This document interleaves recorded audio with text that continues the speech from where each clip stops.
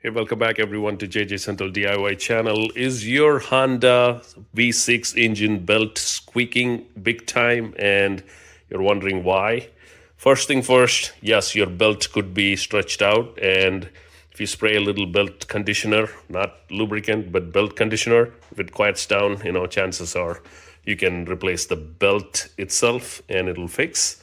But most of the time, it is not the belt, it is actually one of these idling pulleys that may be the reason why it's squeaking. The bearings inside the bearings inside may wear out, and then it'll start making sound, both this and this. Thankfully, this part is readily available. This, and the piston underneath that all comes as one piece, like you can see on the bottom there. And it's fairly easy to replace as well. So here's your tensioner. So put a 19 millimeter socket on it, push it, take the belt out, and then you need to take this big 15 millimeter, actually I think it's a 19, off.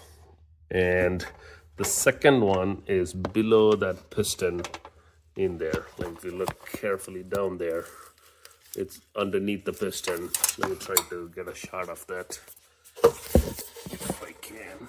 Yes. So there you see it underneath the piston there. Yep, there you see it underneath the piston there. Yeah, that particular bolt right there. So if you take both those bolts off, that whole piece comes off. And it should look something like this. You have this one bolt that's holding it, and then on the bottom of the piston, you have the other bolt holding it. So that is a part that you would replace for over there, and that should take care of things. So that way you can change both the idler pulleys as well as the piston on the bottom as well, so that it's a smooth crank while you're pulling this for tension adjustment. All right, so that is pretty much it. You change that part and change the belt while you're at it.